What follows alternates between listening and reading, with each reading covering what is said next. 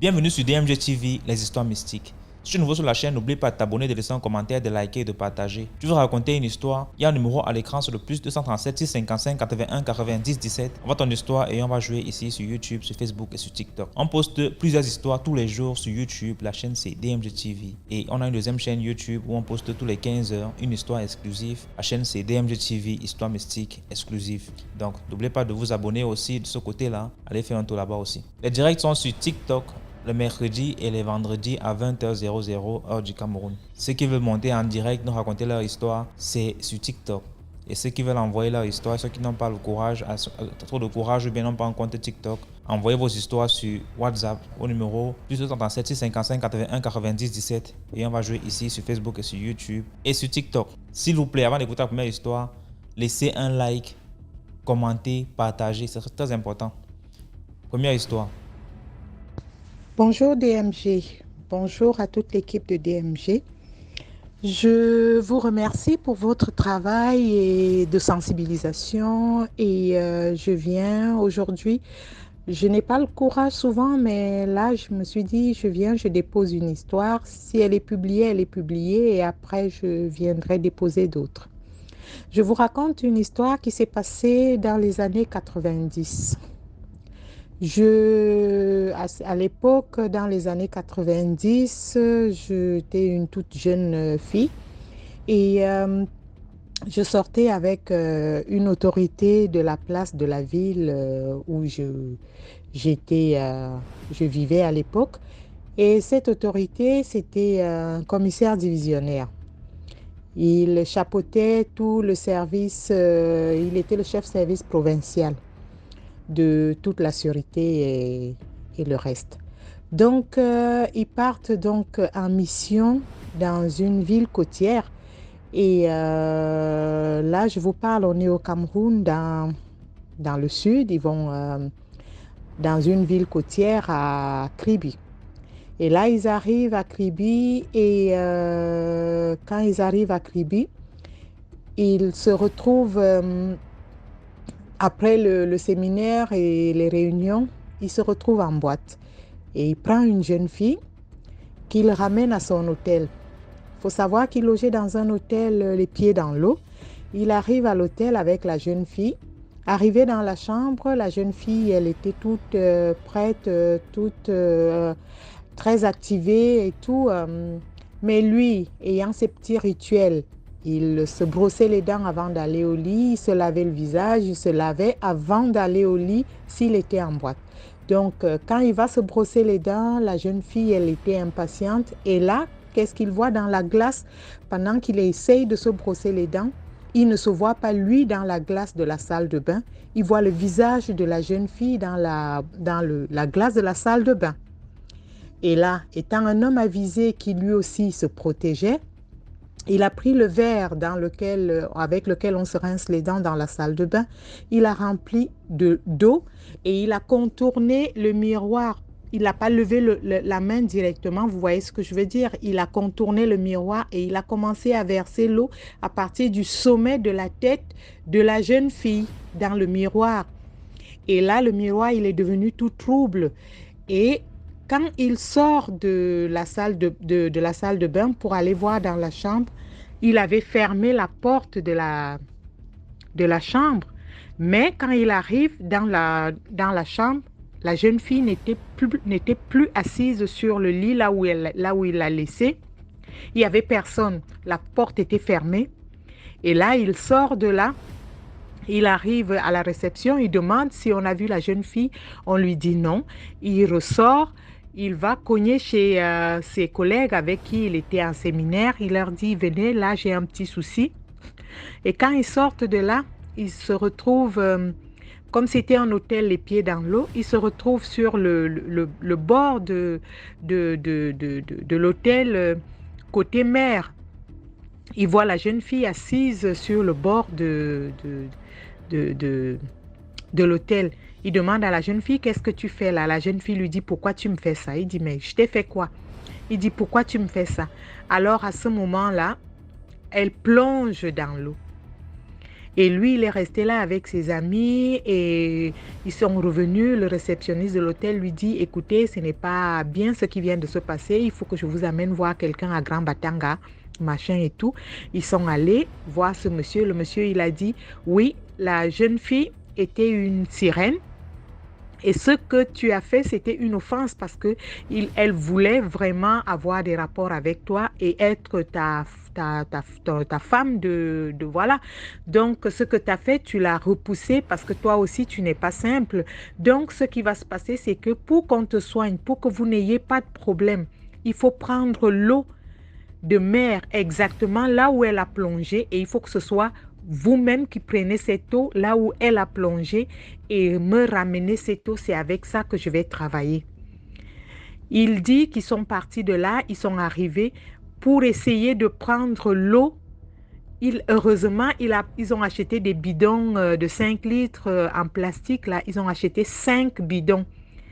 3 bidons sont partis, c'est-à-dire au moment où il veut prendre l'eau, un vent se lève et le bidon lui échappe des mains. Il dit non, je ne vais pas te suivre. Il prend un autre, ainsi de suite. Ils ont finalement pris de l'eau. Il est arrivé, on lui a fait les bains, il est revenu. Il a dit plus jamais il met ses pieds à Kribi, plus jamais il ne prend une fille en boîte s'il n'est pas parti avec une de ses copines. Plus jamais. Alors, la moralité de cette histoire, c'est que les hommes, quand vous allez dans une ville que vous ne connaissez pas, oui, c'est bien beau de prendre, de prendre une belle compagnie en boîte et tout. Ayez aussi un peu de discernement. N'écoutez pas que vos hormones. Merci. Likez, partagez. Ça nous édifie, ça nous aide. Au revoir. Merci beaucoup pour l'histoire. Maintenant, on va écouter la deuxième histoire. Bonjour DMG, bonjour l'équipe de DMG, bonjour à tous les auditeurs de DMG, les abonnés et tout le monde. Je viens aujourd'hui pour raconter ma propre histoire. Dans les années 92-93, j'étais une jeune fille, j'étais à l'école et je me suis fait draguer par un monsieur. J'étais à l'école de formation, je faisais mon BTS et je me fais draguer par un monsieur. On va prendre un verre, on discute. Ce monsieur, il était cadre dans une entreprise pétrolière de la place. Je viens du Cameroun, ça c'était à Douala. Et donc, après que ce monsieur m'ait fait la cour, je n'ai pas donné suite à sa relation ni quoi que ce soit. 1 an et demi après, j'étais sur le point de finir, j'étais en train de finir ma formation. Et là, je rentre des cours. À l'époque, on allait récupérer les messages dans les cabines téléphoniques parce qu'on n'avait pas de téléphone portable à l'époque et tout. Donc, je vais à la cabine téléphonique, je vais voir le jeune qui tenait la cabine. Je lui dis, est-ce que j'ai des messages? Il me dit, oui, justement, il y a un monsieur qui t'a appelé, qui a appelé ici, qui a demandé que tu le rappelles quand tu sors des cours. Je demande le nom du monsieur. Le jeune homme me donne le nom du monsieur. Il me dit, il a demandé que tu essayes de le joindre de toute urgence. Je me dis, gloire à Dieu. Il savait que je suis en formation, que je suis en train de finir mes études. Peut-être qu'il m'a trouvé du travail dans la société dans laquelle il travaille. Donc, je me précipite, je le rappelle. Quand j'appelle à son standard, on me dit qu'il n'est pas là et qu'il va me rappeler quand il revient. Je lui laisse le message. Je rentre chez moi. Un jour passe, je n'ai pas de message, je n'ai rien. Le lendemain, là on est au mois de février. Le lendemain, je suis chez moi. Il était, on va dire, 18h30, 19h par là. Il commençait à faire nuit. Je vois le gars qui tenait la cabine téléphonique qui arrive chez moi. Je louais un petit appartement dans la barrière et il entre dans la barrière. Il me dit... écoute, il y a quelqu'un qui veut te voir. Je dis, il y a quelqu'un qui veut me voir? Il me dit oui. Je dis, ah, c'est qui? Il me dit, le monsieur qui a laissé le message, il est là, il veut te parler. Je lui dis, mais dis-lui d'entrer. Et là, le monsieur, il entre. Quand le monsieur entre, je dis, ah, c'est toi? Il me dit oui. J'ai dit, bon, ok, assieds-toi. Il me dit, non, je ne peux pas m'asseoir. Le gars qui tenait la cabine, lui, s'est excusé, il est parti, il nous laisse. Il dit, je ne peux pas m'asseoir. Je lui dis, mais pourquoi tu ne peux pas t'asseoir? Il me dit, parce que ce que j'ai à te dire est très important. Si tu veux, on va discuter dehors. Je dis, ok. J'étais seule chez moi, hein. Je sors de la barrière, on arrive à sa voiture, je m'adosse sur le capot de sa voiture. Et en rigolant avec lui, je lui dis, ah, vous avez toujours des objets publicitaires. Qu'est-ce que tu as dans le coffre de ta voiture? Il avait des assiettes en porcelaine à l'effigie de l'entreprise pétrolière pour laquelle il travaillait. J'ai récupéré les quelques assiettes. Il m'a donné un parapluie publicitaire. Il m'a donné quoi? Un plateau publicitaire. Je lui dis, ah, merci. Et je pose tout ça sur le capot de la voiture et je m'adosse. Je lui dis, oui, je t'écoute. Il me dit, écoute, je suis invitée à une manifestation le 11 février à Kribi et j'aimerais que tu m'accompagnes. Je lui dis, mais attends, on est le 8 aujourd'hui. Tu veux que je t'accompagne à Kribi le 9 et c'est aujourd'hui que tu viens me voir. Ça fait 1 an et demi que tu m'as fait la course. Ça fait 1 an et demi, toi et moi, on n'a aucun contact. Et tu te lèves comme ça un matin, tu viens me voir, tu me dis, il faut que je t'accompagne à Kribi. Il me dit, oui, oui, oui, vraiment, j'ai pensé à toi, je n'ai pas arrêté de penser à toi et justement, il faut que tu m'accompagnes à Kribi. Et moi, dans ma petite tête, ma grand-mère, elle me disait toujours, si tu ne veux pas sortir avec un homme, si tu ne veux pas avoir de rapport intime avec un homme, ne va pas un week-end avec celui-là. Et là, je lui dis, écoute, tu sais que je vis avec quelqu'un et que c'est cette personne qui paye mon loyer. Il me dit oui. Je dis, tu sais que je vis avec quelqu'un et que cette personne, j'ai des comptes à lui rendre. Il me dit, oui, je sais. Je dis, et alors, je ne peux pas me lever comme ça un matin. Je lui dis, je vais à Kribi. Même si je vais le tromper, même si je vais lui dire un mensonge, il faut que ce soit une demi-vérité. C'est-à-dire que si tu m'avais dit ça la semaine dernière, j'aurais commencé à dire à mon homme, écoute, j'ai ma tante qui est à Kribi, je vais aller lui rendre visite. Comme ça, au moins, s'il y a quoi que ce soit dans la direction de Kribi, il va s'inquiéter en sachant que je suis allée par là. Donc, je ne peux pas, c'est impossible. Le gars, il me dit, écoute, tiens, il sort 100 000 de sa poche. Il pose sur le capot de la voiture. Il me dit, tiens, avec ça, même si tu vas avoir des problèmes avec ton gars quand tu rentres, avec ça, tu peux résoudre les problèmes en attendant votre réconciliation. Je dis, mais ça ne va pas. Tu sais que je vais avoir des problèmes avec lui. Pourquoi je vais chercher à avoir des problèmes avec lui pour 100 000? Il me dit non, c'est pas ça, c'est tout simplement que je dis, donc ça veut dire que tu ne viens pas vers moi parce que tu m'aimes ou parce que tu veux être avec moi. Tu viens vers moi parce que tu as juste besoin de quelqu'un qui t'accompagne à Kribi. Non, je ne peux pas. Il prend de nouveau l'argent, il pose dessus. Il a complété.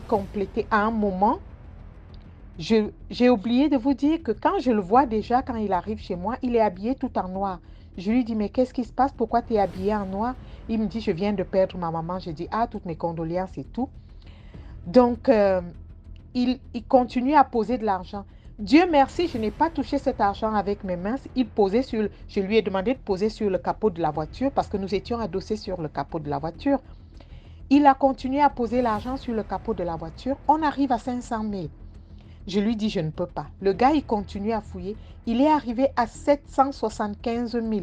Je crois que c'est tout ce qu'il avait sur lui parce que quand on arrive à 775 000, il me dit, s'il te plaît, prends cet argent, tu vas résoudre tes problèmes le temps qu'on revienne de Kribi et tout. Je lui dis, je ne peux pas. Il s'est mis à pleurer. Je dis, pleurer comme un enfant. Je lui dis, mais pourquoi tu pleures? Il me dit, pourquoi tu me fais ça? Je dis, mais qu'est-ce que je te fais?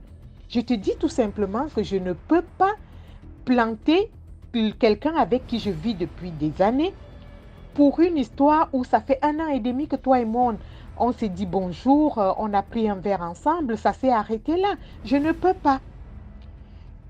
Et j'ai pris les objets publicitaires, je lui ai laissé son argent, je suis partie, il est parti. DMG. 3 mois après, je vois ce garçon. On est allé manger à Bali avec des copines. On est allé manger à Bali. Et on arrive dans cette gargote. Au moment où on entre, il y a des boucarous dehors. Je passe devant un boucarou. On allait dans le salon VIP. Je passe devant le boucarou. Je regarde. Je vois ce monsieur assis. Il a la main dans le plâtre et tout. Je m'approche de lui. Je dis, mais qu'est-ce qui t'est arrivé? Il me dit, tu sais, j'ai eu un accident de circulation et tout. Je dis, ah, ton voyage pour Kribi? Il me dit, oui. Je dis, ne me dis pas que la passagère, elle est décédée. Il me dit, non, il ne faut pas rigoler avec ce genre de choses. Justement, oui, malheureusement, la personne avec qui je suis partie, la personne n'a pas survécu à l'accident. J'ai le bras cassé et moi, j'ai mon bras qui s'est cassé. Et je dis, et cette personne, elle a perdu sa vie, n'est-ce pas? Il me dit, faut pas rigoler avec ce genre de choses. Je me suis retournée vers mes copines. Je leur dis, vous voyez comment Dieu fait ces choses. Dieu m'a protégée. Le voyage dont le monsieur parle, il était venu me voir pour que moi j'aille avec lui. Et Dieu merci, j'avais refusé de faire ce déplacement. La jeune fille avec laquelle il est parti, elle est décédée. Dieu, parfois, quand Dieu nous guide, la part de l'argent, l'argent c'est bien, jeune fille. J'aime l'argent, mais ce que j'aime par-dessus tout, c'est la vie. Ce que j'aime par-dessus tout, ce sont mes enfants. Non, il y a des choses dans la vie, il faut savoir, Dieu nous parle souvent. Mon corps m'a dit, tout de suite quand il me l'a dit, je lui ai dit non, je ne peux pas. Je ne peux pas. Je suis avec quelqu'un, si je vais le tromper, il faut que ce soit vraiment que ce... Non, il y a des choses qu'il ne faut pas faire. Alors, la moralité, c'est qu'il faut bien regarder quand quelqu'un vient vers vous, ce n'est pas forcément parce qu'il vous veut du bien ou parce qu'il vous aime. Jeune fille, soyons sages, soyez sages, parce que moi, je ne suis plus une jeune fille, je suis une femme, je suis une maman maintenant. Allez, je vous salue, je vous embrasse bien, partagez, likez et que cette communauté continue à édifier. J'ai d'autres histoires de ma propre vie que je déposerai de temps en temps. Si elles sont publiées, elles sont publiées. Merci DMG encore. Et merci à Ebolova. Merci, je suis née, j'ai grandi à Ebolova. Merci encore, merci, merci, merci.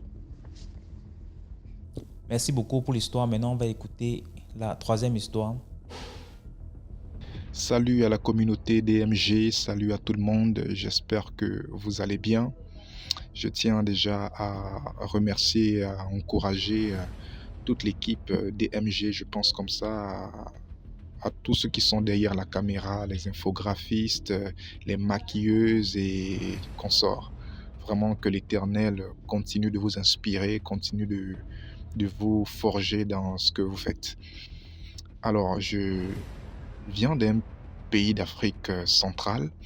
Je ne vais pas donner le nom du pays, mais je viens d'un pays d'Afrique centrale qui est très connu. Alors, je viens raconter une histoire qui s'est passée dans les années 2004-2005.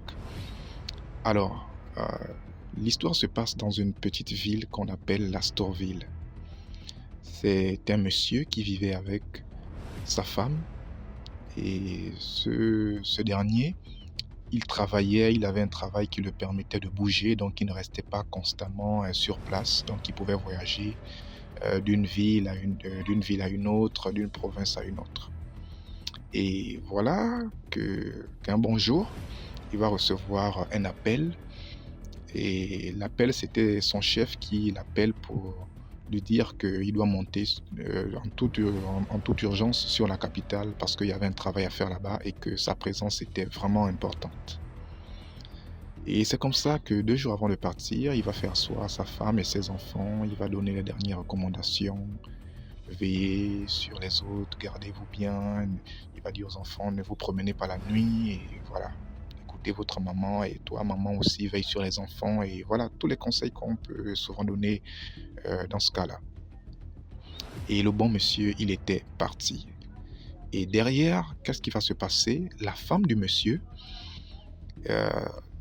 elle va, une semaine après que le mari ait voyagé sur la capitale, elle va connaître un homme dans un maquis, de la place, une buvette. Elle va faire la rencontre d'un homme et ce dernier euh, va proposer à cette dernière de boire. Ils ont pris du vin, voilà, il a assuré la soirée de la dame, vous voyez. Et ils ont commencé à se fréquenter petit à petit. Mais il faut rappeler que le mari de la dame était monté en capitale pour un travail de 6 mois. Donc le travail devait durer 6 mois. Voilà. Et c'est comme ça la femme avec ce monsieur qu'elle commençait à fréquenter et tout, jusqu'à ce que un bon jour, le monsieur en question va, la dame, la femme du monsieur, va inviter le monsieur chez elle. Le monsieur arrive, elle va envoyer les enfants chez sa grande sœur, aller passer 2 jours là-bas. Et les enfants, lorsqu'ils sont partis, elle a reçu ce gars-là à la maison et elle a fait ce qu'elle pouvait faire avec lui. Donc elle a couché avec ce dernier. Donc elle a eu des relations intimes avec ce dernier-là. Et pendant qu'ils étaient en train de faire, ils étaient en plein rapport, le monsieur s'est bloqué. Le monsieur et la dame se sont bloqués. Impossible de quitter sur les autres, impossible de se décoller, ils étaient vraiment bloqués. Ça a commencé à créer la panique entre eux. Là. Ils ont essayé par tous les moyens de se décoller, mais en vain. C'est comme ça la femme va prendre son téléphone, elle va dire là, on n'a plus rien à faire, on va appeler à l'aide. Comme ça, elle va appeler à l'aide une de ses amies, elle va dire viens à la maison. Quand l'amie en question va arriver, va constater que elle est bloquée avec le monsieur. Et c'est comme ça qu'elle va crier par tous les moyens, elle va essayer par tous les moyens d'appeler d'autres amis qui connaissent quelqu'un qui peut décanter ça. C'est comme ça. Il y a une qui dit, mais tiens, je connais un féticheur qui peut faire ça.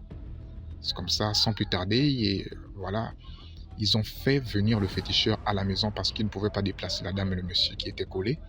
Ils ont fait venir le féticheur qui est arrivé dans la maison, il est rentré dans la chambre, il a regardé, il a fait tout ce qu'il pouvait faire, ses invocations là et tout ça, mais en vain. C'est comme ça, il va faire une révélation, il va dire au couple qui, à la dame et au monsieur qui sont bloqués que madame, avant de partir, 2 jours avant de partir, vous avez eu les relations avec votre mari, n'est-ce pas? Elle va dire oui. Il va dire à l'issue de ce rapport-là, lors de ce rapport, le mari a eu à faire des choses. Donc, il a eu à mettre quelque chose sur vous. Donc, lors du rapport, il vous a transmis quelque chose spirituellement, de sorte à ce que si d'ailleurs vous le trompez, vous allez vous bloquer avec la personne en question.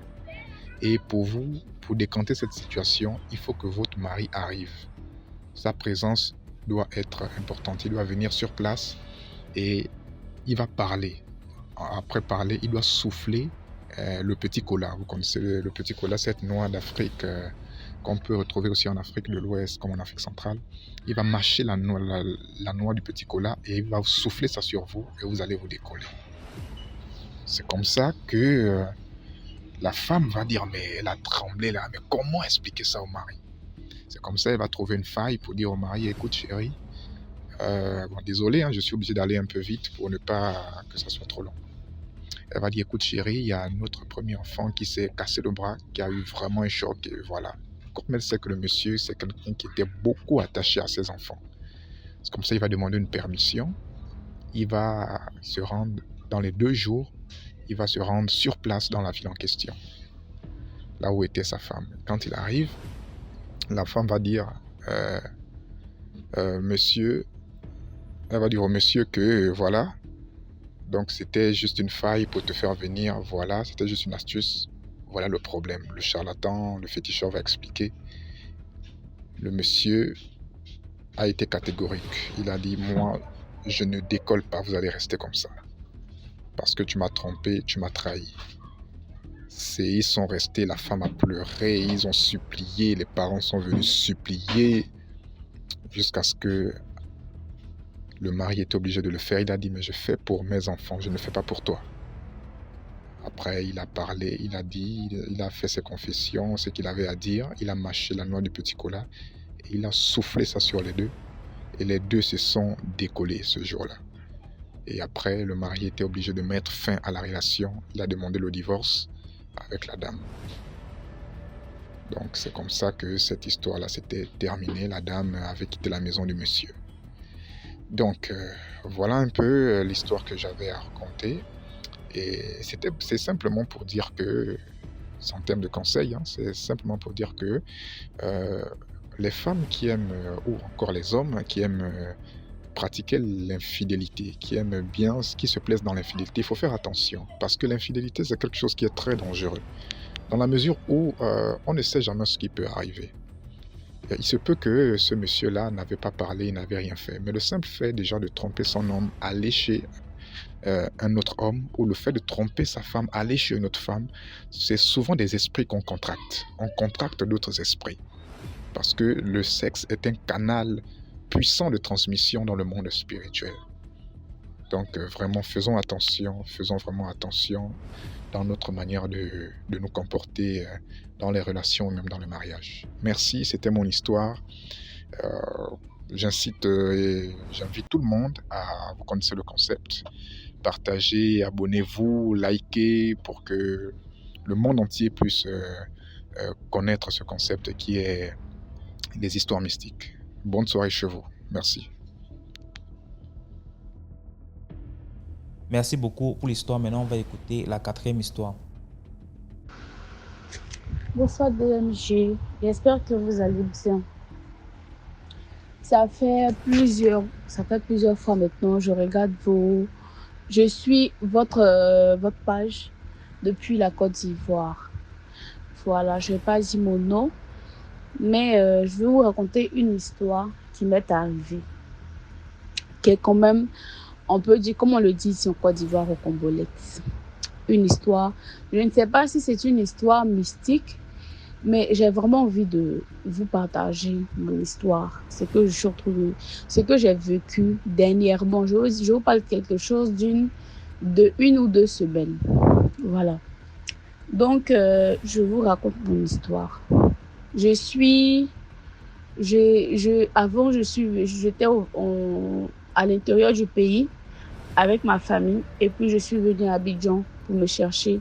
Donc, je me suis retrouvée chez ma tante, avec qui j'étais pendant un moment de 2015 jusqu'à 2017. Je suis partie chez ma grand-mère quand ma tante est partie en France.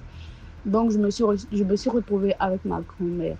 Du coup, comment dirais-je, là-bas c'était compliqué, la nourriture et tout, le dortoir, on était 8 dans un entrée couché qui fait même pas, je sais pas combien de mètres carrés, mais en tout cas c'était restreint, c'était très petit.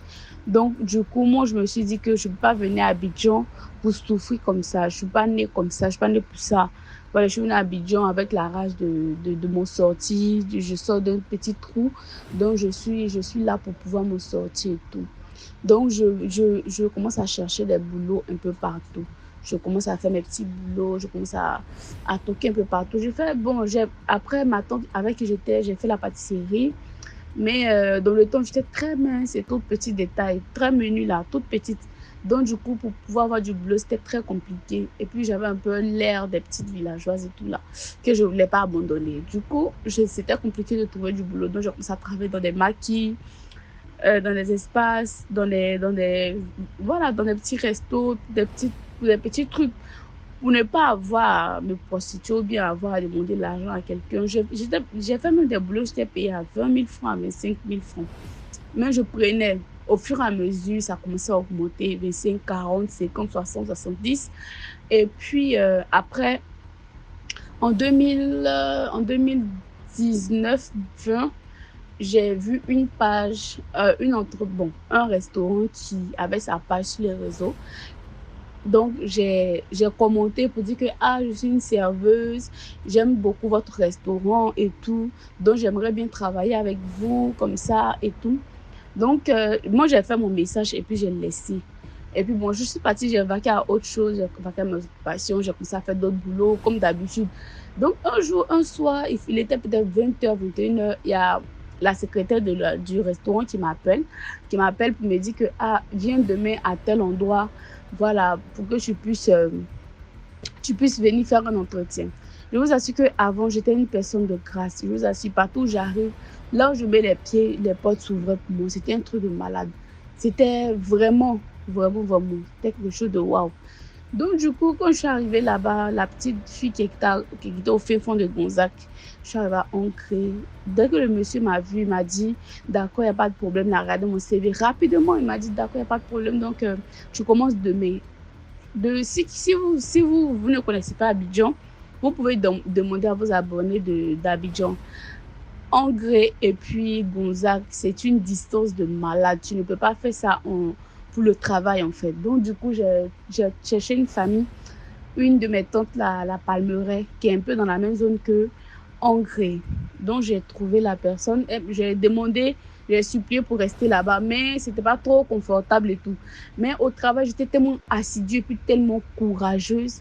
Et puis, mon aura était tellement forte que je me frottais à toutes les personnes qui venaient. Puis, il y avait beaucoup de célébrités qui venaient là-bas. Il y avait beaucoup de gens, des hommes d'affaires qui venaient prendre le thé. En tout cas, je ne vais pas dire le nom du restaurant, voilà, pour ne pas qu'on puisse reconnaître un peu les personnes dont je veux parler actuellement. Donc, du coup, je suis là et tout et tout. On rentre maintenant en 2020. Je suis toujours dans le restaurant. Et il y a un groupe de messieurs qui sont toujours assis au bord du restaurant, qui me regardaient à tout moment. Moi, je les appelais mes boss. Donc, tous les jours, ah, mes boss, comment vous allez? Je prenais soin d'une manière, non. Je suis arrivée il n'y a pas longtemps, mais les filles que j'ai trouvées là-bas, donc ça me jalousait. Comme ça, fait les histoires autour de moi et tout. Mais moi, je m'en foutais, en fait. Moi, je sais pourquoi tu es là, je sais d'où je viens. Du coup, ça n'a pas duré. Je suis allée voir, bon, la tente où j'étais là-bas, ça commençait à être compliqué. Les bavardages, matin, midi et soir. J'étais fatiguée. Du coup, je dis, bon, moi, je vais prendre ma maison. Je prends ma petite maison derrière le restaurant. Une maison bien chic. Donc, les messieurs que j'appelais mes boss, ils ont commencé à me draguer. La plupart ont commencé à me draguer. Eux tous, je ne sais pas ce qu'ils ont vu sur moi, mais eux tous ont commencé à me draguer. Eux tous, ils ont commencé à me draguer. Donc, en ce moment, moi, je n'étais pas, voilà, moi, je suis quittée à Gonzac.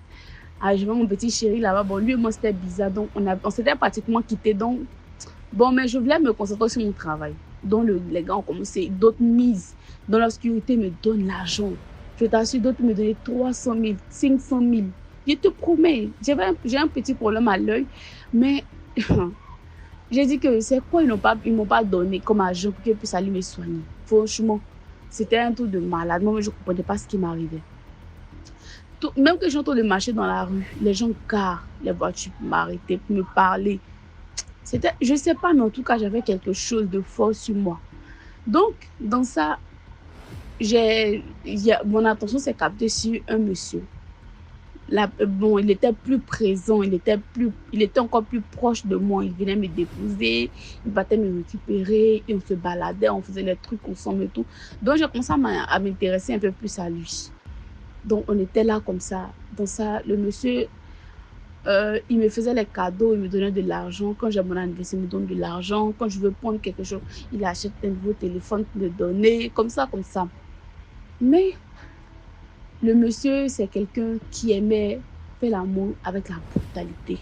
Du genre, il veut te brutaliser, genre te mélanger, genre comme des masos là. C'est comme un rituel masochiste. C'était bizarre, mais au fur et à mesure, en fait, en ce moment-là, je n'avais pas trop l'esprit de le discernement. Je n'avais pas encore cette information-là que les gens utilisent le sexe pour faire quoi et quoi que ce soit.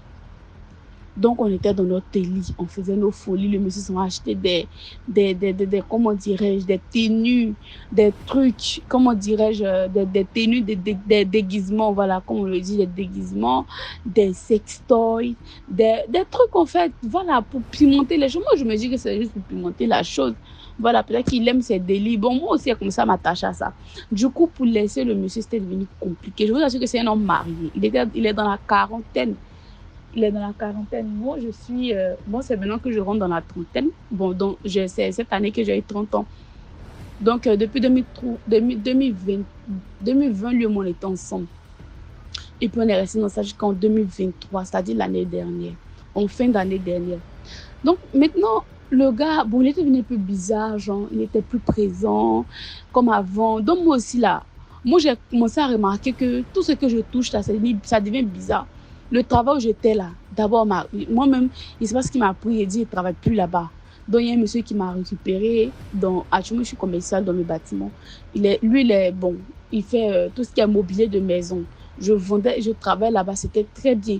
Un matin, le monsieur dit que je ne veux plus. Moi seul, le monsieur, le patron, il dit je ne veux plus me voir. Ma tête ne lui plaît pas. Que quand je suis quelque part, il est irrité. Il ne sait pas pourquoi. Il ne sait pas pourquoi, mais il est irrité. Je dis, aïe, qu'est-ce que j'ai fait au monsieur là? Je fais tout mon possible, je vends, je me tue. Je peux vendre au moins 140 articles par semaine. Ça ne dit rien au monsieur. Je ne sais pas ce que je lui ai fait. J'ai jamais aussi fait le lien entre ce qui se passe et puis le monsieur avec qui je sortais. J'ai pas fait le lien. Donc le monsieur, ça peut lui prendre comme ça. D'un moment, il disparaît, il ne parle plus. Moi aussi, j'ai fait de même. Genre, on est dans notre relation de go également dans ma tête. Hein. Je ne sais pas. Mais j'ai remarqué un petit truc que lorsque on s'en va faire le way, il me dit immédiatement de lui faire la pipe. De lui faire la pipe. Donc quand je commence à faire, je sens un goût amer. Je dis mais pourquoi quand je fais mets la bouche là-bas, toujours ton kiki amer, que non, il n'y a même pas fait. Mais quoi? Tu sais qu'on s'en fait le truc, tu t'en mets pas fait. Que pourquoi tu n'as même pas fait? Ça me dérange. Mais après, j'ai rencontré un jeune dans la même année. J'ai rencontré un jeune qui est beaucoup chrétien, qui est énormément chrétien. Son papa, ils sont catholiques, mais son papa il est parmi les prêtres, mais eux, ils ne sont pas prêtres. Genre, eux, ils peuvent faire des enfants, ils peuvent avoir une famille et tout, mais ils sont comme des prêtres. C'est-à-dire quand le prêtre n'est pas là, c'est comme des évangélistes des catholiques, parce que lui, il est. Donc, le jeune, il a commencé à aller avec moi à l'église. Moi aussi, j'avais des habillements. J'étais comme une bombe, tu vois, genre les femmes africaines, là, c'est comme ça, j'étais bien remplie en haut, remplie en bas. Et puis quand je m'habille aussi, là, je mets ça en évidence. Tu vois un peu, je mets ça en évidence. Du coup, là, j'attirais les hommes. Mais un moment, c'était mort. Je vais m'habiller comme j'aime mes parfums, tous les beaux parfums du monde. Je vais porter les plus belles chaussures de la terre, la plus belle perruque. Je ne dis rien à personne. Je marche mieux. On ne me dit même pas bonjour. Je ne comprends pas. Donc, évidemment, le jeune, il a aimé mon affaire. Moi, ça m'étonnait parce que c'est quelqu'un qui est très rangé, sa vie est très propre et tout. Ça, moi, me connaissait. Donc, du coup, le jour qu'il a dit à sa maman qu'on était ensemble, ça m'était étonné que son mec me voit là. Attends, est-ce que je peux t'occuper? La fille que je vois là, est-ce que tu peux t'occuper d'elle?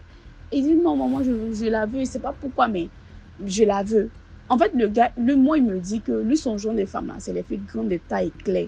Pourtant, moi, je ne suis pas très grande, mais je suis très en forme et très noire. Mais il ne sait pas pourquoi, mais il sent l'envie d'être avec moi. Moi aussi, je sens l'envie d'être avec lui. Du coup, on est ensemble.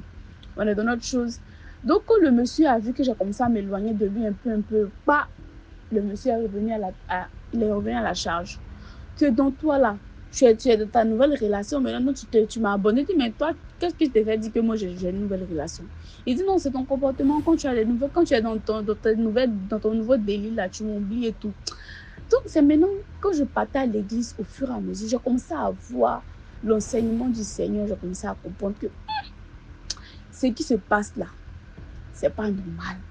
C'est pas normal du tout. Parce que comment tu peux sortir avec quelqu'un, quand tu finis, tu ne te retrouves plus?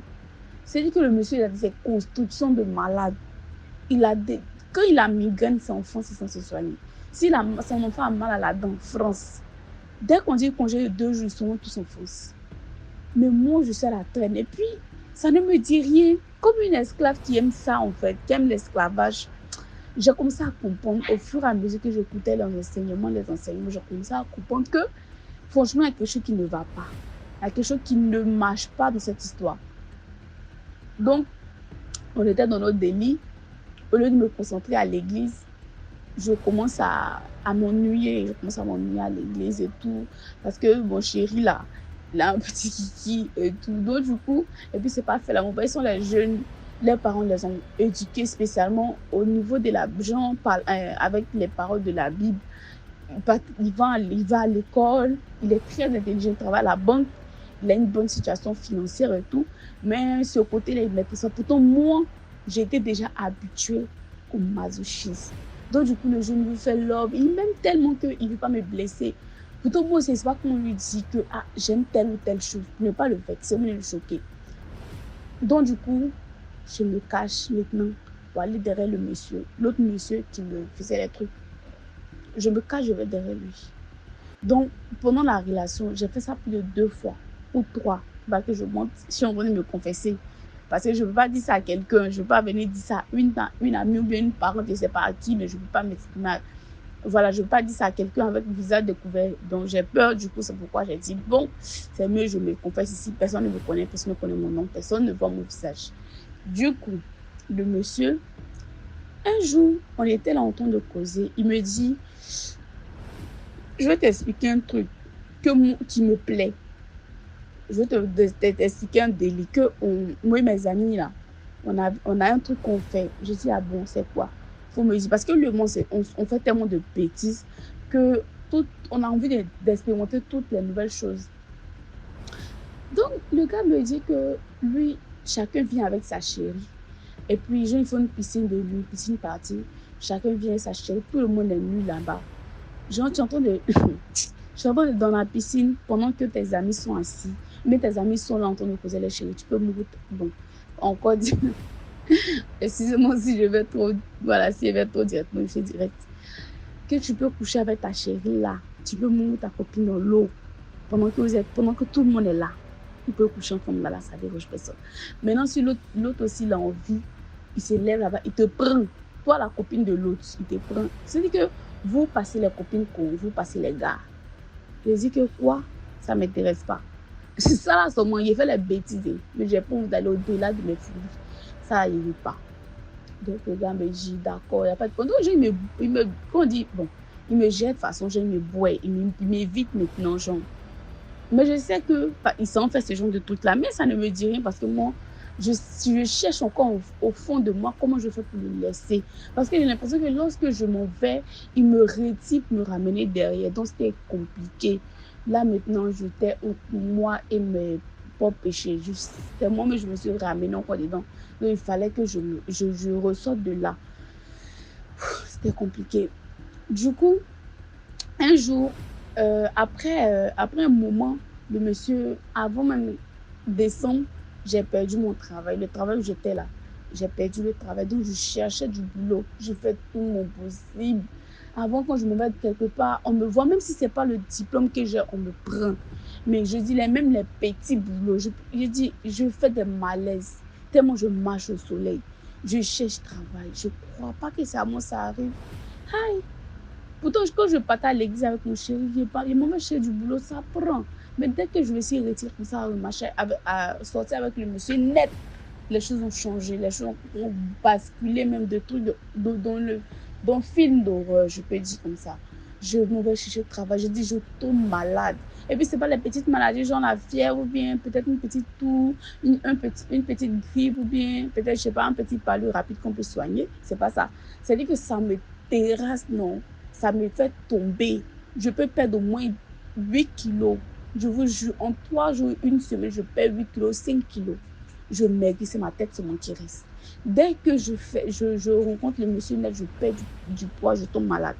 Donc, j'ai compris qu'il y a quelque chose qui ne va pas. Donc, le monsieur, maintenant, il revient à la charge. Comment j'ai décidé maintenant de laisser tomber, d'abandonner, de laisser tout tomber. Le monsieur m'appelle, me dit que non. Que toi tu m'as abandonné comme ça. Donc j'étais tellement habituée aux mêmes choses là. Du coup, bon, il écrit, donc ça n'a pas duré, j'ai eu du boulot. Donc là maintenant mon travail, je prenais ça tellement à cœur, je ne veux même pas jouer avec.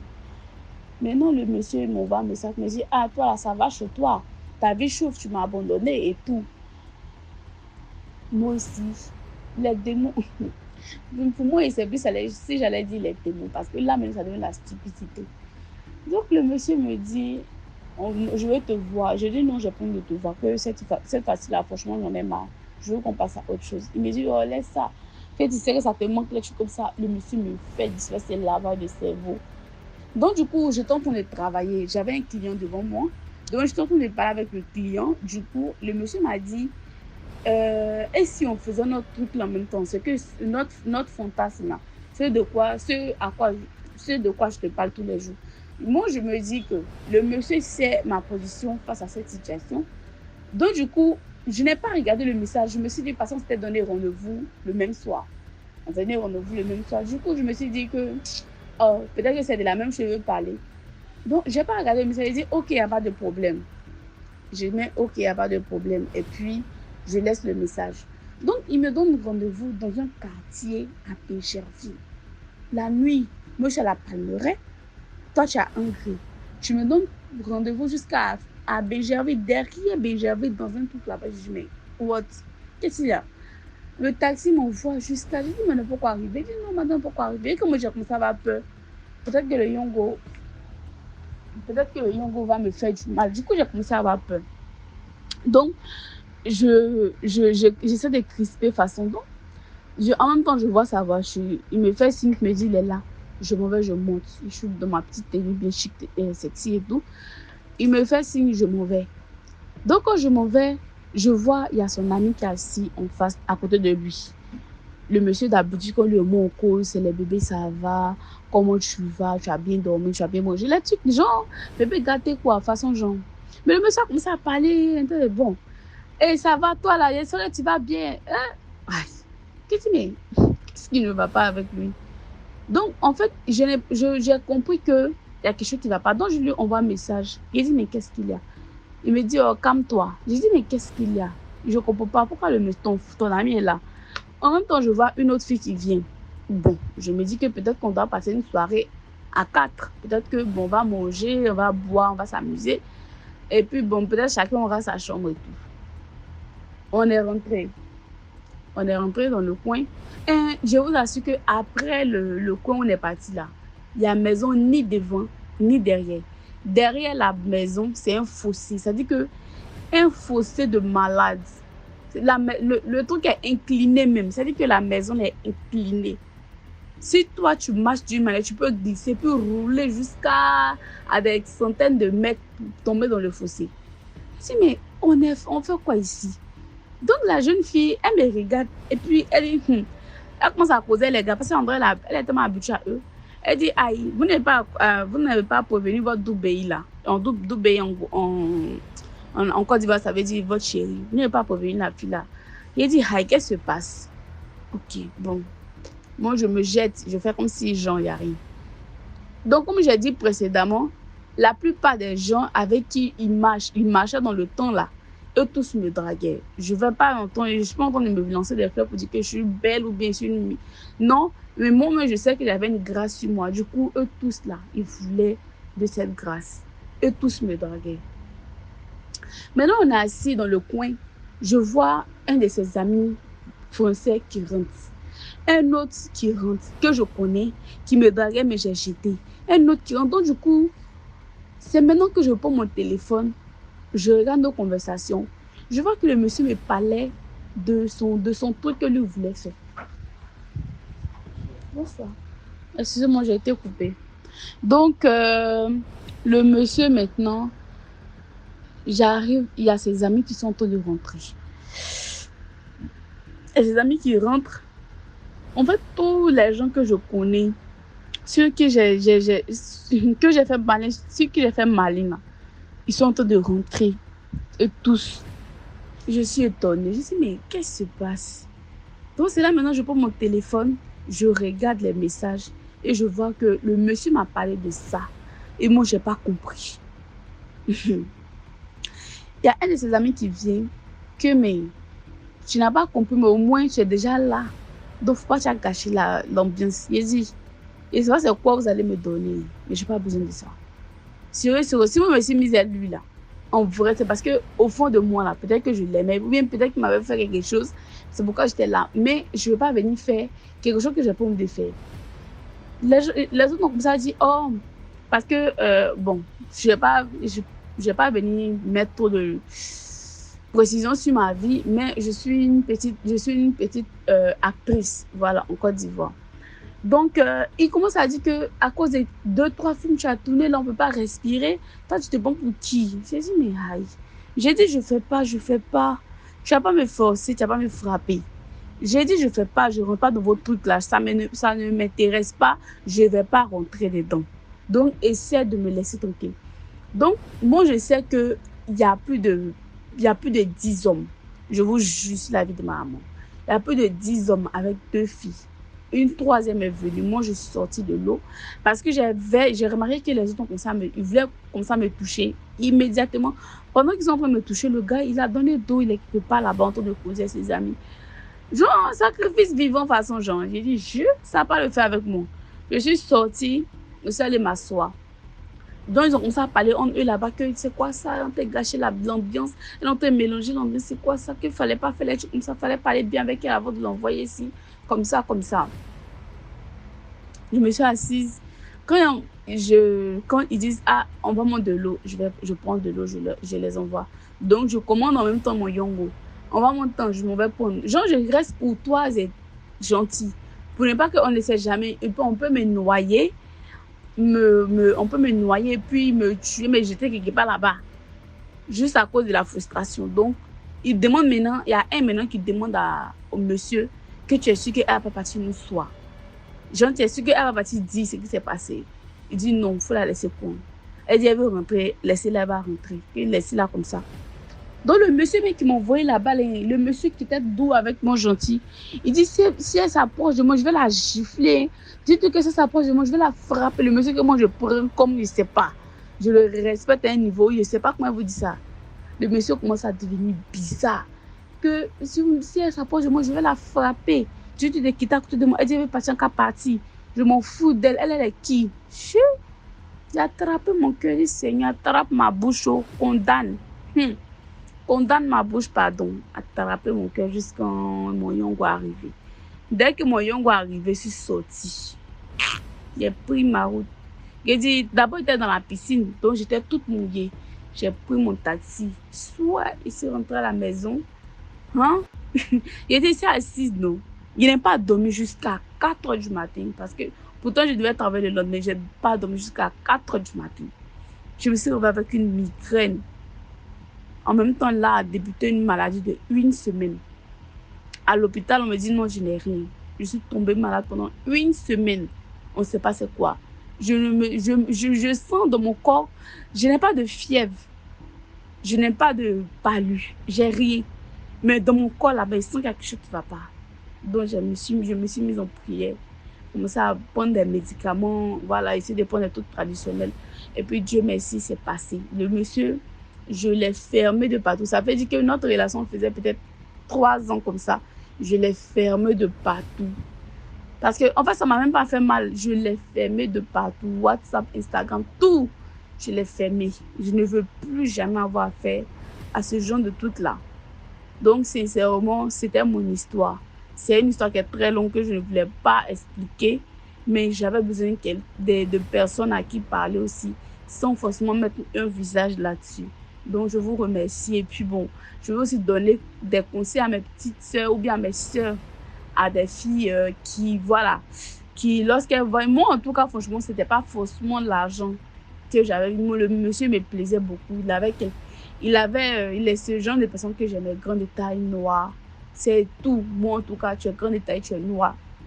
Tu es beau, tu es pauvre, si toi tu sens bon, oh, tu peux partir même où tu veux avec moi. Donc, c'est ce qui m'avait plu. Et puis, en même temps, le surplus était le soin qu'il m'apportait. Mais j'ai compris que c'était au détriment de ma propre fille.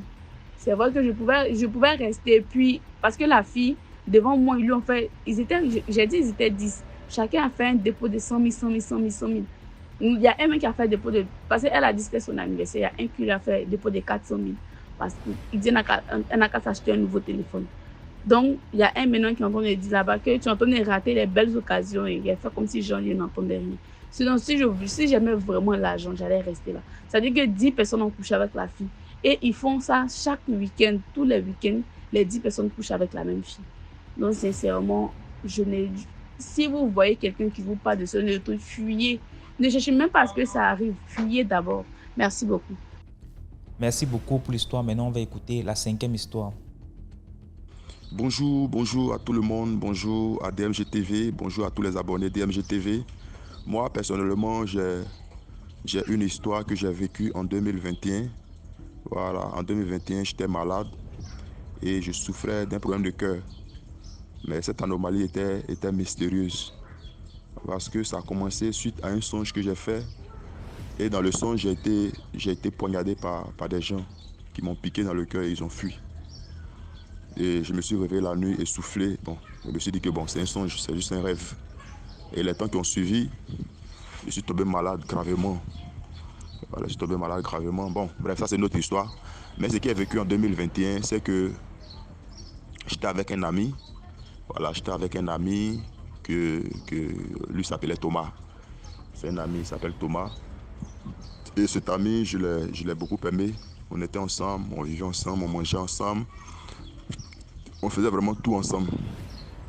On faisait tout ensemble sans que moi je sache qui il est réellement. Voilà, je ne sais pas qui il est réellement parce que moi je suis un gars, quand j'aime, j'aime réellement. J'aime de tout mon cœur. Voilà, donc Thomas, je l'ai aimé, voilà, je l'ai aimé et comme ça, c'est lui qui gérait un peu et faisait des activités. J'avais employé des jeunes qui faisaient la promotion de mes produits. Donc c'est Thomas qui était un peu, on peut dire ça, mon bras droit, un truc comme ça, voilà. Donc c'est lui qui coordonnait un peu. Donc ce Thomas, on était ensemble pendant un bon moment. Pendant un bon moment, on était ensemble, je lui donnais tout, voilà, vêtements, même les choses que j'ai déjà apportées, je lui donne. Et tout ça, voilà. Donc on était ensemble jusqu'à ce que, arrivé un moment, mes activités, rien n'allait, ça n'allait plus du tout. Et voilà, comme je fréquentais une église dans laquelle j'entraînais Thomas, on partait dans la même église, lui et moi. Et comme ça, j'ai vu le pasteur, je lui ai expliqué que vraiment mes activités renevaient. Et lui-même, il a vu cela, que c'est le constat même qu'il a fait. Donc comme ça, il m'a donné un moment de jeûne. Voilà, il faut prendre un moment de jeûne. Il lui avait suggéré de changer d'activité, je voulais faire autre chose. Il m'a dit non, tel que les activités sont arrêtées de façon brusque, il serait mieux que tu pries réellement pour voir si c'est la volonté de Dieu que tu changes, tu vas changer, mais ce n'est pas la volonté de Dieu, c'est la volonté du diable. Voilà, tu vas détruire les œuvres du diable et puis voilà, Dieu va débloquer tes activités. J'ai dit ok, il n'y a pas de souci, je vais d'abord prier et voir le reste. Et pendant ce même temps, vraiment rien n'allait, les activités, tout était bloqué et tout ça. Et aussi, la nuit, il y a un oiseau qui venait derrière la maison. Ouais, juste derrière la maison, il y a un papayer qui était là, dont l'oeil venait se poser.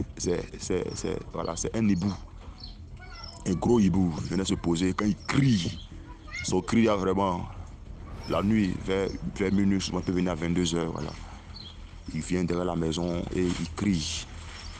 Et là, vraiment, ça n'allait pas. C'était compliqué. Donc, je suis allé voir ma famille. Je suis allé voir un de mes frères. Je suis en Côte d'Ivoire. Moi, je suis en Côte d'Ivoire. Je suis allé voir un de mes frères. Voilà, qui était dans une autre commune. Je l'ai vu, je lui ai expliqué que vraiment, ces 2 temps-là, il y a un oiseau qui vient, un hibou qui vient derrière la maison. Et vraiment, quand il crie, c'est compliqué. Et il m'a dit, mais ça, il faut prendre un lance-pierre. Il m'avait même donné le lance-pierre, qu'il faut prendre le lance-pierre. Si l'oiseau vient, il suffit juste de le limer avec la pierre et tu vas le tuer. Là, j'ai pris le lance-pierre et je suis venu. Même ce qui est intéressant, c'est que dans la journée, avec le lance-pierre, il a tué un oiseau. Il a tué un oiseau. Pour ceux qui connaissent les oiseaux jaune, noir, qui font des nids en colonie là. Voilà, c'est juste là, j'ai tué un que j'ai donné aux enfants. Et maintenant, j'attendais le hibou la nuit. Donc, la nuit, sur le coup de 1 heure, le hibou est venu. Quand il est venu, j'ai pris des pierres et je suis allé derrière la maison. Croyez-moi, quelque chose d'étrange s'est passé cette nuit-là. Je ne peux jamais oublier ça. Hibou était là, juste devant moi, sur le papier, je le voyais. Et quand j'ai essayé de tirer le lance-pierre s'est coupé. Et Hibou était toujours là. Et en même temps, il y avait les chauves-souris qui étaient là, beaucoup de chauves-souris qui planaient sur ma tête et tout ça. Vraiment, j'ai eu la chair de poule. Ah, comment c'est possible? Et Iboula continue à crier, il criait. Donc, là, j'ai eu vraiment la chair de poule. Je n'avais pas peur, franchement, mais ça m'a paru étrange. J'ai dit, ok, il n'y a pas de souci. Moi, je suis rentré dans la maison.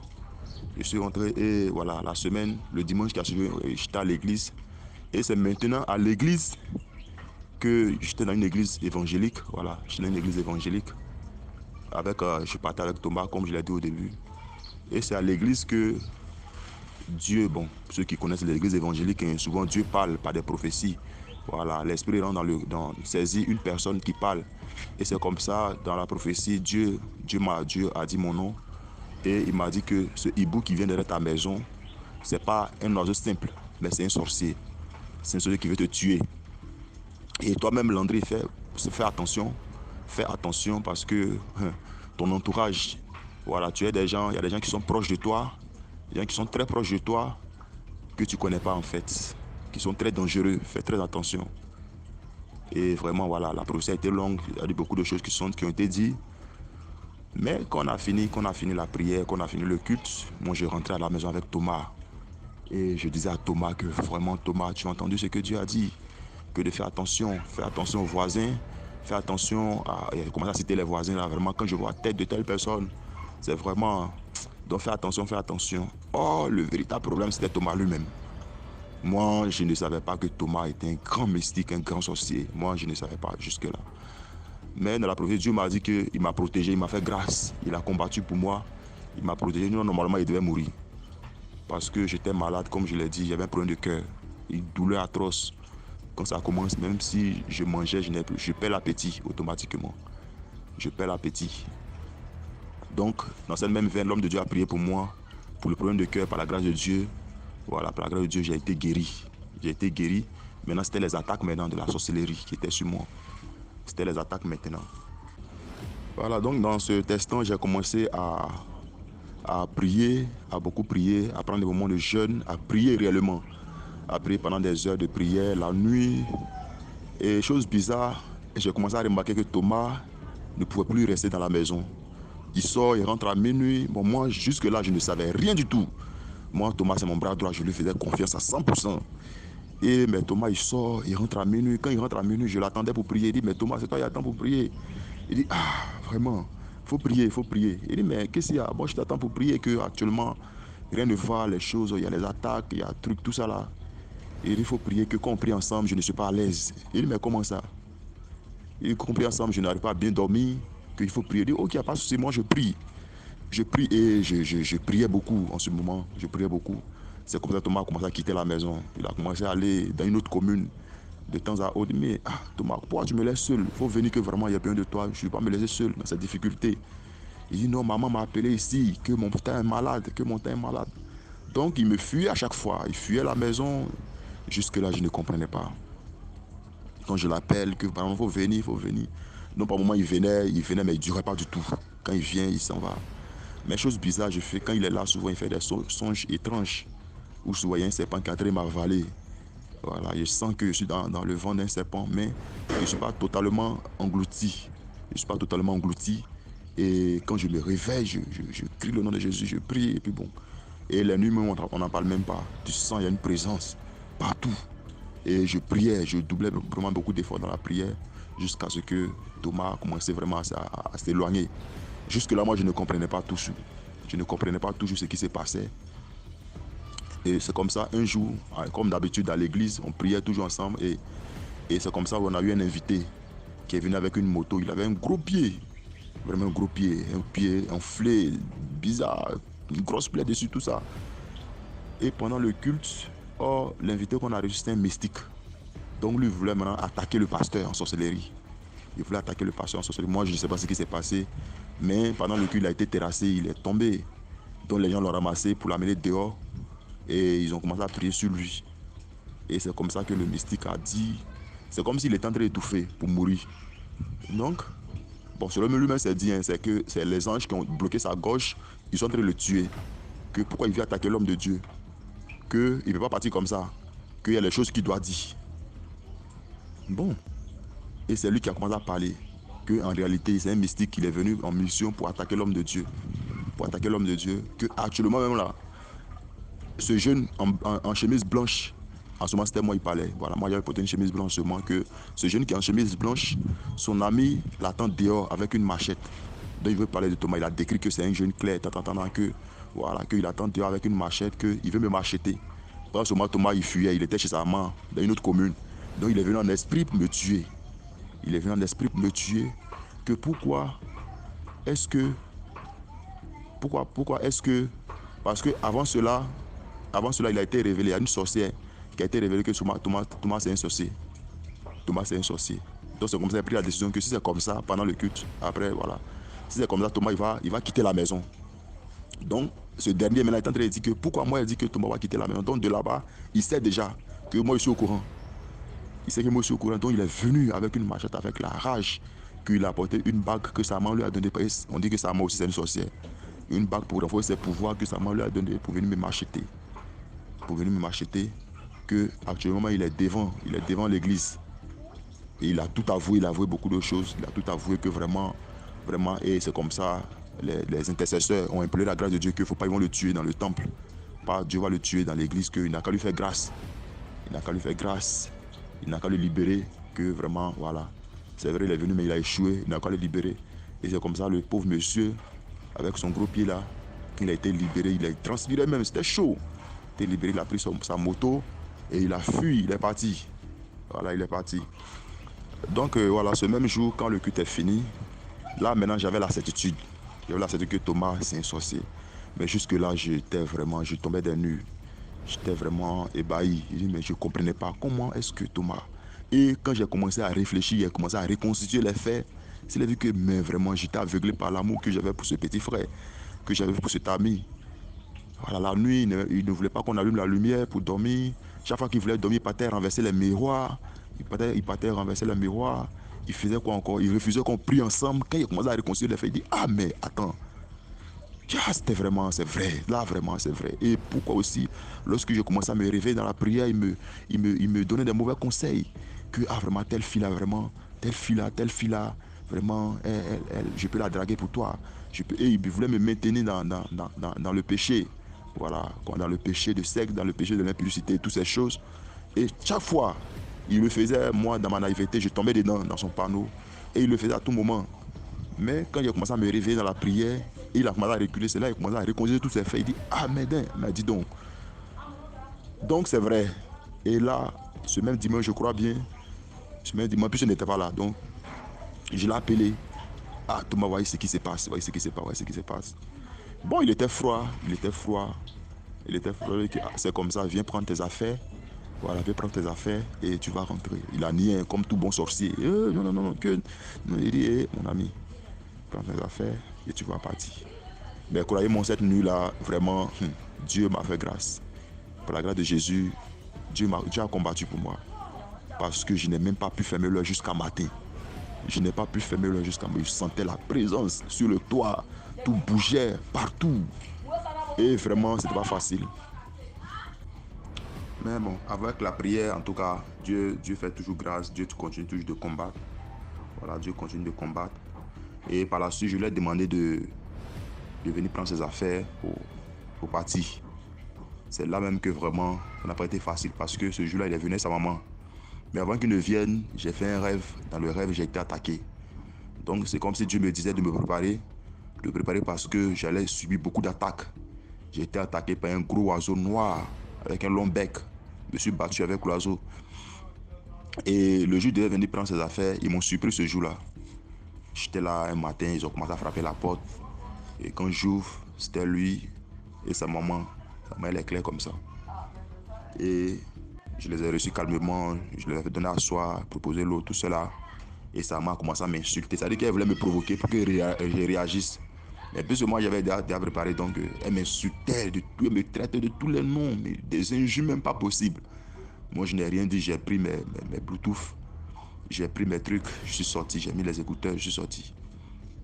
Et puis, ces affaires étaient déjà exposées, donc je suis sorti, il a duré là-bas. Quand je vais revenir, ils sont déjà partis, il a pris ses affaires, ils sont partis. Voilà, ils sont partis, mais je me suis réalisé que ce n'est pas encore fini. Parce qu'avant qu'ils ne partent aussi, j'ai fait un rêve où, dans le rêve, c'est comme s'ils confiaient la suite de la mission à mon voisin, à un de mes voisins. Voilà, c'est comme s'ils confiaient la suite de la mission à un de mes voisins, qui lui aussi est sorcier. Parce que j'ai fait un rêve où voilà, je l'ai vu, il est venu m'attaquer et tout ça. Donc voilà, c'est pour dire à la communauté que le monde de la sorcellerie, ça existe. Ça existe et ça ne se lit pas sur le visage. Non, ça ne se lit pas sur le visage. Ça ne se lit pas sur le visage. Et ça peut même être une personne même très proche. Et généralement, ces personnes-là sont comment on appelle, on a comme l'impression qu'ils ont de l'empathie. Quand on souffre, On apprend les gens qu'ils ont de l'empathie. Ils vont même dire, ah, mais on va t'amener dans tel hôpital, on fait telle chose, alors que c'est eux-mêmes qui sont à l'origine. Donc, Dieu seul est la solution. Et moi, pour moi, de ma part, c'est Jésus. Jésus que je recommande à tout le monde. Parce que quand il est vrai dans ton cœur, il te libère, il t'affranchit et il ne te cache rien. Comme la Bible le dit. L'ange de l'Éternel campe autour de ceux qui le craignent et le délieu du danger. Donc vraiment, c'était ma petite contribution et vraiment d'encourager tout le monde à beaucoup prier. À beaucoup prier dans toutes choses. Il faut prier, il faut recommander à Dieu. Parce que c'est Dieu qui connaît les personnes qui nous entourent. Toi, tu ne sais pas. Le monde spirituel, on ne peut pas le voir avec les yeux physiques, c'est impossible. Mais les choses spirituelles se règlent spirituellement. Voilà, les choses spirituelles se règlent spirituellement. Si tu envoies Jésus, même un bébé sorcier peut te tuer. Si tu veux, il faut avoir la force, il faut être musclé, il faut faire truc. Un enfant sorcier peut te tuer. Donc vraiment, je vous encourage. Merci à tout le monde. Merci à DMG. Et voilà, bonne soirée à vous. Merci beaucoup pour l'histoire. Maintenant, on va écouter la 6e histoire. Bonsoir DMG, bonsoir à toute la communauté. Meilleurs vœux à tout le monde. Mes vœux de santé, de bonheur, de prospérité, de longévité à tous. Le slogan, vous le connaissez déjà. Merci de liker, de commenter et de partager la page. Voilà DMG, je sais ça fait très longtemps. Je reviens avec une histoire qui va interpeller les uns et les autres. C'est par rapport au fait de confier la garde des enfants aux parents ou à certaines personnes. Déjà, j'appelle du Gabon. J'envoie la note vocale depuis le Gabon. J'ai déjà envoyé deux, trois histoires que tu as postées d'ailleurs et j'interviens quelquefois dans les commentaires.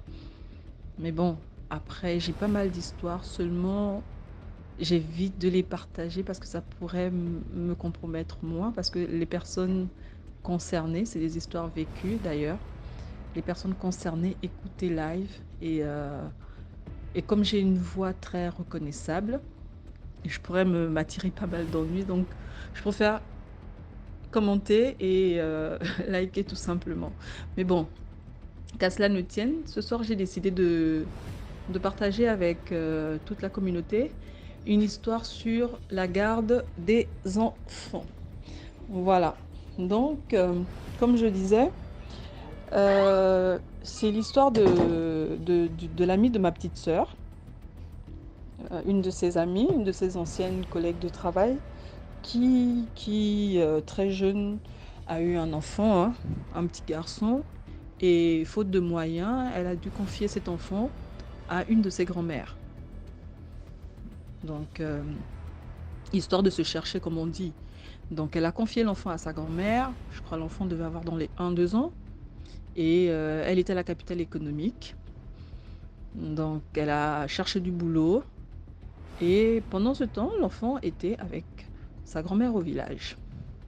Malheureusement pour cet enfant, la grand-mère, n'ayant pas assez de moyens, est allée la confier à une autre parente, très éloignée, mais qui, encore malheureusement pour cet enfant, était une très grande sorcière. Et donc, la parente éloignée a commencé à initier le petit garçon dans la sorcellerie. Donc, des années plus tard, la copine de ma petite sœur, ayant une situation un peu plus stable, elle a trouvé du boulot, elle a rencontré quelqu'un, elle s'est un peu stabilisée. Elle a décidé de reprendre son garçon pour plus ou moins lui donner l'éducation qu'il méritait. Ne sachant pas que son fils avait déjà atteint un degré de sorcellerie que personne ne pouvait s'imaginer. Et donc, comme je disais, c'est la collègue de ma petite sœur. On habitait dans le même quartier. Et moi, un jour, en passant, je partais déposer mes enfants à l'école. J'ai ma cousine qui m'interpelle. Elle me dit, je ne vais pas donner mon prénom. Elle me dit, X, imagine. Je dis quoi? Elle me dit, mais j'ai un petit voisin, mais il me raconte des choses horribles. Je dis, comment ça? Elle me dit, mais non, le voisin, le petit là, le fils de l'ami de notre sœur. Parce que c'était une cousine, comme je disais. Et comme par hasard, on s'est retrouvés dans le même quartier avec sa copine. Il me dit souvent les soirs, quand il sort avec ses amis, il nous voit dormir. Et elle, par curiosité, elle lui dit, mais comment ça tu nous vois dormir? Le petit lui dit, ah mais oui, tantine, je vais donner un nom comme ça. Oui, tantine Nadia, mais le soir, mes amis viennent me chercher, on se balade, on vole au-dessus des maisons, on voit les gens dormir. Elle est curieuse. Elle appelle le petit, elle lui donne à manger. C'est un petit garçon, il a 5 ans, 5, 6 ans, je pense. Et elle commence à le questionner. Le petit, il est naïf. En fait, pour lui, c'est normal. Il a grandi dans ça, donc pour lui, c'est normal. Et donc, elle lui dit, oui, non, j'ai mon ami qui vient souvent. Il vient me chercher, on va faire la fête, on va dans tel village. Voilà, on va cueillir, on va couper les bananes, on pile, on mange, on fait la fête et je reviens avant le matin. Ma soeur, elle est choquée. Elle dit non, c'est un petit, certainement qui raconte les choses qu'il voit dans les dessins animés et que c'est pas vrai. Donc quand elle me le dit, je dis bon, moi aussi je banalise, hein, pour de vrai, je banalise. Je dis bah c'est un enfant, certainement qui raconte les trucs des dessins animés et tout ça. Et puis, curieusement, le petit, un jour la maman, elle voyage, elle essaie d'aller à la capitale. Elle va laisser l'enfant chez son oncle à elle. L'oncle étant un fervent chrétien, les matins, quand il se lève, il prie. Les soirs, avant de dormir, il prie. Et donc le soir, justement, il décide de consacrer sa maison. Donc, il se met à la prière. Et au milieu de la nuit, il entend son petit-fils crier. Tonton, grand-père, grand-père, grand-père! Mes amis veulent venir me chercher, mais ils n'arrivent pas. Le grand-père, il se lève, il est paniqué. Qu'est-ce qui se passe? Oui, à cause de ta prière, là, mes amis ils disent qu'ils veulent venir me chercher, mais ils n'arrivent pas à rentrer chez toi parce que il y a le feu. Le grand-père, il est là, il est scandalisé, il réveille sa femme, il dit, mais qu'est-ce qui se passe? Le petit dit, non, mais tous les soirs, moi, je vais à la fête avec mes amis, sauf que là, ils ne peuvent pas venir me chercher parce que ta maison, ils n'arrivent pas à accéder à ta maison. Et moi, je ne peux pas sortir les retrouver parce qu'il y a quelque chose, il y a le feu qui m'empêche de sortir. Alors, le grand-père, il est là, il regarde. Il interroge le petit-fils, il est choqué, il dit, mais qu'est-ce qui se passe? Le petit-fils lui explique naïvement, c'est un enfant en fait.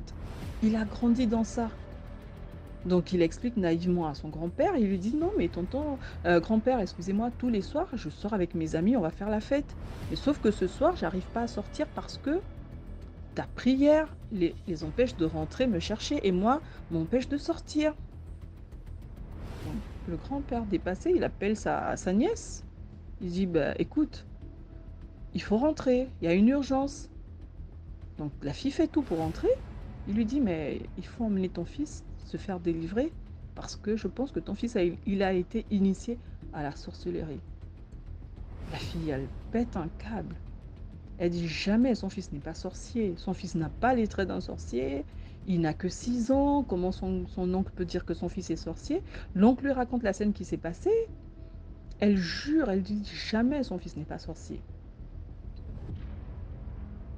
Bon, l'oncle a insisté. Elle emmène quand même son fils à l'église. Dans une église voilà, de la capitale économique.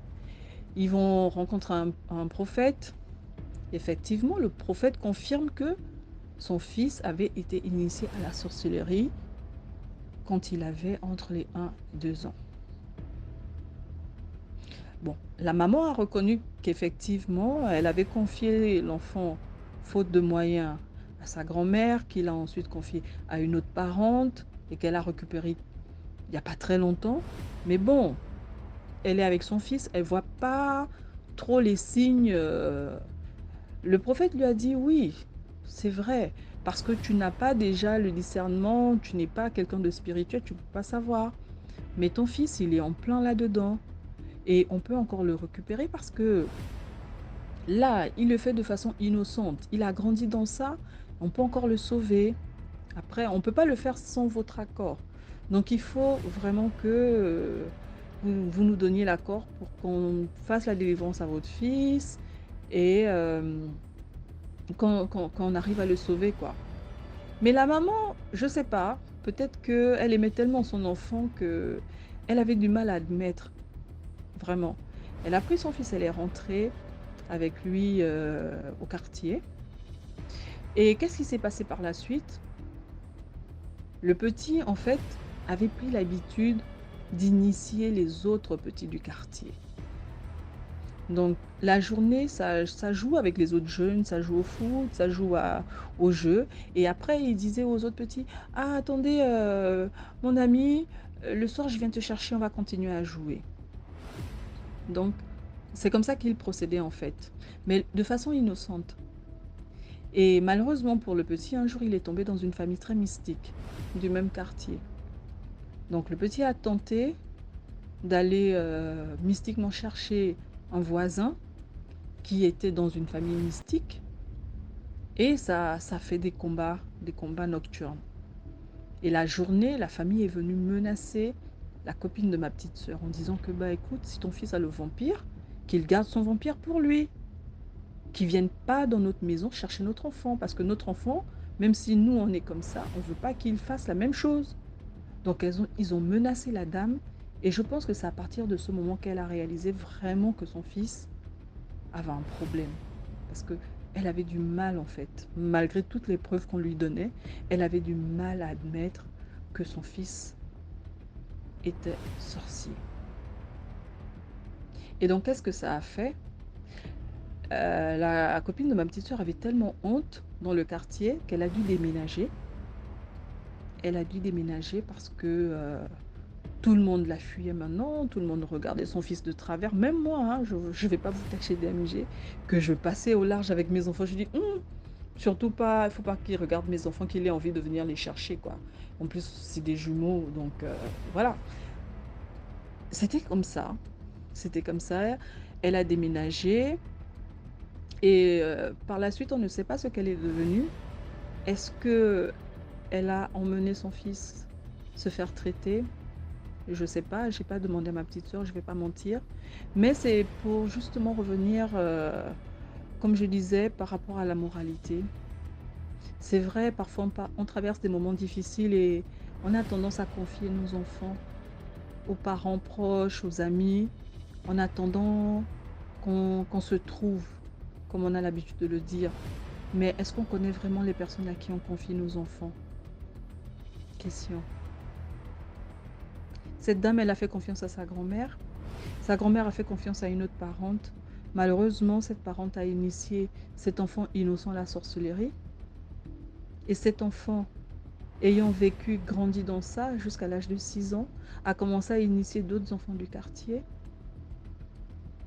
Donc, quels que soient les temps difficiles qu'on passe, moi je propose, hein, c'est mon conseil à moi, après ça n'engage que moi, gardez vos enfants avec vous. Ça évite beaucoup de choses. Ça évite beaucoup de choses. Donc voilà, DMG pour ma petite histoire de retour. C'est vrai, ça fait longtemps, avec le boulot, c'est pas évident. Avec les occupations de tous les jours, c'est pas évident. J'espère qu'elle va plaire et qu'elle va servir de leçon à tous les abonnés. Donc je vous dis à la prochaine. Au revoir, bisous. Et merci de liker, de partager et à la prochaine. Merci pour l'histoire. Voilà, c'était tout pour aujourd'hui. J'espère que vous avez aimé. Laissez vos commentaires. Si par exemple vous avez un commentaire à donner à l'histoire numéro 2 par exemple, vous pouvez écrire H1, voilà ce que je pense, ainsi de suite. Sachez que tous ceux qui envoient les histoires ici viennent après lire les commentaires. Donc c'est important de dire ce que vous pensez. Si vous avez un message en particulier pour un intervenant. Voilà, donc on se prend demain à 12h00 sur YouTube, sur la chaîne DMG TV. Ciao.